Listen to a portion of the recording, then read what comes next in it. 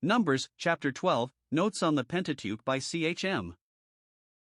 The brief section of our book to which we now approach may be viewed in two distinct aspects. In the first place, it is typical or dispensational, and, in the second, moral or practical. In the union of Moses with the Ethiopian woman, we have a type of that great and marvelous mystery, the union of the church with Christ her head. This subject has come before us in our study of the book of Exodus, but we see it here, in a peculiar light, as that which evokes the enmity of Aaron and Miriam. The sovereign actings of grace draw forth the opposition of those who stand upon the ground of natural relationship and fleshly privilege. We know, from the teaching of the New Testament, that the extension of grace to the Gentiles was that which ever elicited the fiercest and most terrible hatred of the Jews. They would not have it, they would not believe in it, nay, they would not even hear of it. There is a very remarkable allusion to this in the 11th chapter of Romans, where the apostle, referring to the Gentiles, says, "For as ye in times past have not believed God, yet have now obtained mercy through their unbelief, even so have these Jews also now not believed in your mercy, or in mercy to you, that they also may obtain mercy." Verses 30, 31, see Greek. This is precisely what we have typically presented in the history of Moses. He, first of all, presented himself to Israel, his brethren according to the flesh, but they, in unbelief, rejected him. They thrust him from them, and would not have him. This became, in the sovereignty of God, the occasion of mercy to the stranger, for it was during the period of Moses' rejection by Israel that he formed the mystic and typical union with a Gentile bride. Against this union Miriam and Aaron speak, in the chapter before us, and their opposition brings down the judgment of God. Miriam becomes leprous, a poor defiled thing, a proper subject of mercy, which flows out to her through the intercession of the very one against whom she had spoken. The type is complete and most striking. The Jews have not believed in the glorious truth of mercy to the Gentiles, and therefore wrath has come upon them to the uttermost. But they will be brought in, by and by, on the ground of simple mercy, just as the Gentiles have come in.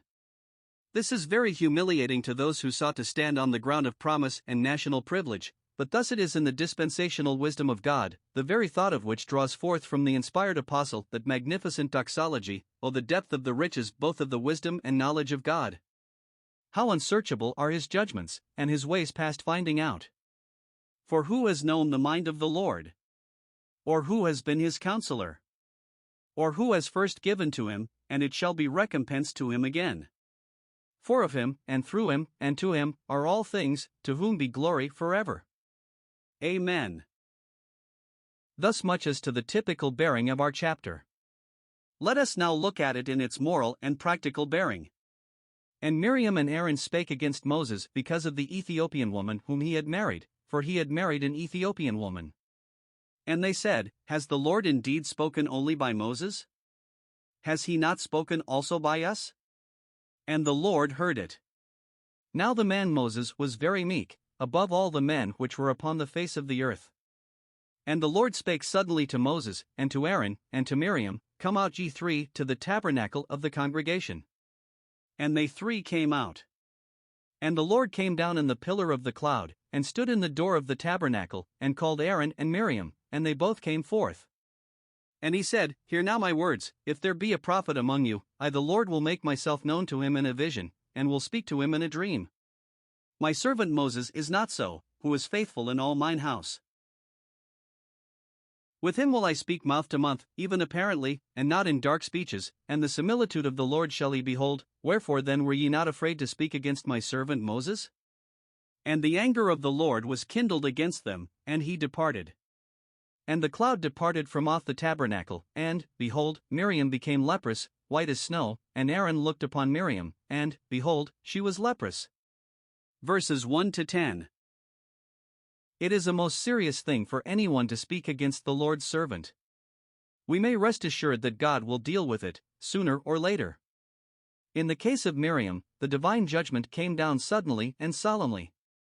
It was a grievous wrong, it was positive rebellion, to speak against the one whom God had so markedly raised up and clothed with a divine commission, and who, moreover, in the very matter of which they complained, had acted in full consonance with the counsels of God, and furnished a type of that glorious mystery which was hidden in his eternal mind, even the union of Christ and the Church. But, in any case, it is a fatal mistake to speak against the very feeblest and humblest of God's servants. If the servant does wrong, if he is in error, if he has failed in anything, the Lord himself will deal with him, but let the fellow servants beware how they attempt to take the matter into their hands, lest they be found like Miriam, meddling to their own hurt. It is very awful to hear, at times, the way in which people allow themselves to speak and write about Christ's servants.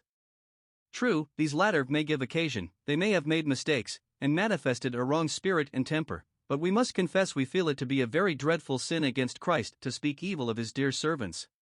Surely we ought to feel the weight and solemnity of these words. Wherefore then were ye not afraid to speak against my servant? May God give us grace to watch against this sore evil. Let us see to it that we be not found doing that which is so offensive to him, even speaking against those who are dear to his heart. There is not a single one of God's people in whom we cannot find some good thing, provided only we look for it in the right way. Let us be occupied only with the good, let us dwell upon that, and seek to strengthen and develop it, in every possible way. And, on the other hand, if we have not been able to discover the good thing in our brother and fellow servant, if our eye has only detected the crooked thing, if we have not succeeded in finding the vital spark amid the ashes, the precious gem among the surrounding rubbish, if we have only seen what was of mere nature, why then let us, with a loving and delicate hand, draw the curtain of silence around our brother, or speak of him only at the throne of grace. So also when we happen to be in company with those who indulge in the wicked practice of speaking against the Lord's people, if we cannot succeed in changing the current of the conversation, let us rise and leave the place, thus bearing testimony against that which is so hateful to Christ. Let us never sit by and listen to a backbiter. We may rest assured he is doing the work of the devil, and inflicting positive injury upon three distinct parties, namely, himself, his hearer, and the subject of his censorious remarks. There is something perfectly beautiful in the way in which Moses carries himself in the scene before us.